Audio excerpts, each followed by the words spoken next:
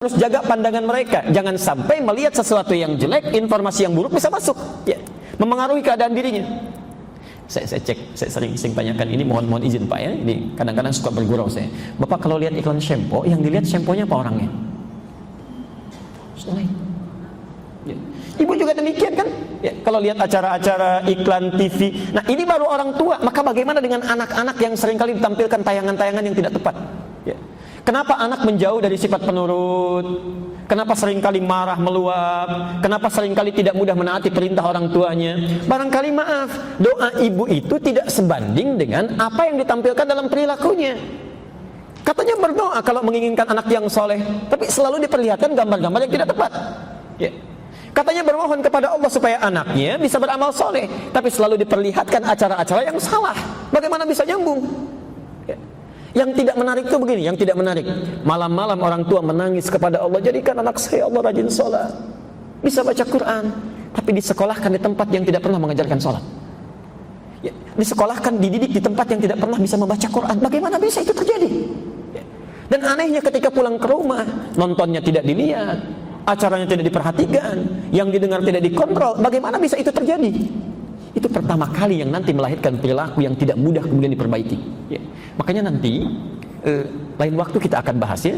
Al-Quran itu begitu jeli Bu Pak, memberikan konsep pendidikan anak dari mulai dalam kandungan sampai dengan anak itu meninggal dunia.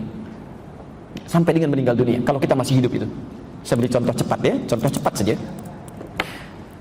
Kalau ada seseorang tengah mengandung dalam kandungannya, maka Al-Quran meminta kepada orang tuanya untuk dijaga kandungan itu supaya nanti saat melahirkan terlahir benih yang soleh, ya, anak yang soleh. Quran surah ke-7 Al-A'raf ayat 189. Saya agak cepat dulu ya, karena ini bukan bahasan kita. Quran surah 7 ayat 189. Ketika lahir anaknya, lahir ya, ayat 189. Ketika lahir anaknya, ya, itu tidak dibiarkan oleh Quran, ya. Karena kadang-kadang dalam kandungan dijaga, tapi ketika lahir tidak terlihat, ya, tidak terperhatikan.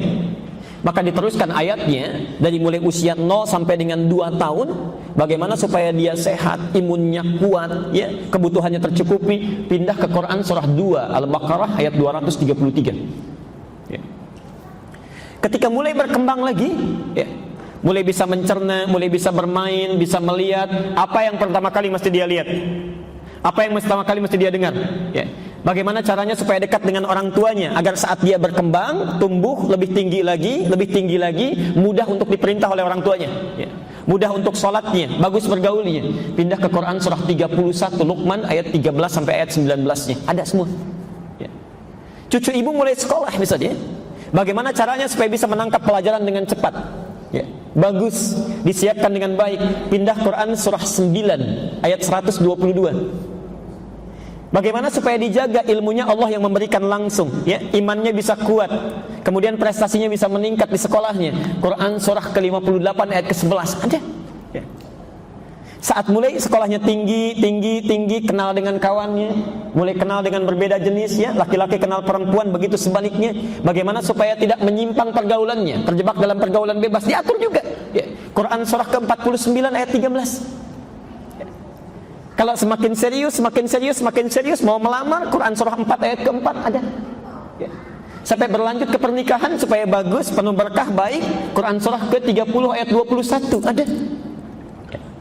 Sampai kalau sudah terjadi pernikahannya dijaga juga oleh Allah. Ya. Kalau laki-laki ingin jadi suami yang baik, Quran surah 4 ayat 19. Kalau perempuan ingin jadi istri yang salihah, Quran surah ke-4 ayat 34-nya. Ya. Bahkan hebatnya, saat ibu punya putra sudah berumah tangga, yang laki-lakinya sebagai suami mulai mencari nafkah, itu pun diarahkan juga oleh Quran. Bagaimana supaya terjaga dengan baik?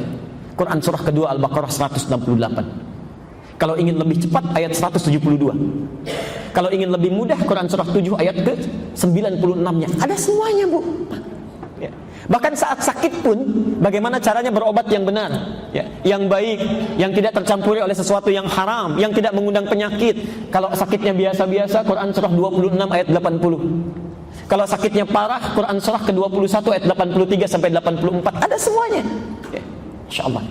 Bahkan saat seseorang akan meninggal pun Quran masih memberikan gambaran mau yang mana. Apakah yang baik-baik? Quran surah ketiga ayat 185. yang dipanggilnya enak, Quran surah ke-89 ayat 27 sampai dengan ayat 30. Ya. Ya, saya cuma berikan gambaran, nanti kalau mau tanya lagi silahkan. Ya, ya baik. Ya, enggak, tadi dari awal saya sampaikan bahwa saya akan bacakan cepat, ibu nggak usah catat. Nanti di akhir silahkan kalau mau tanya lagi. Ya.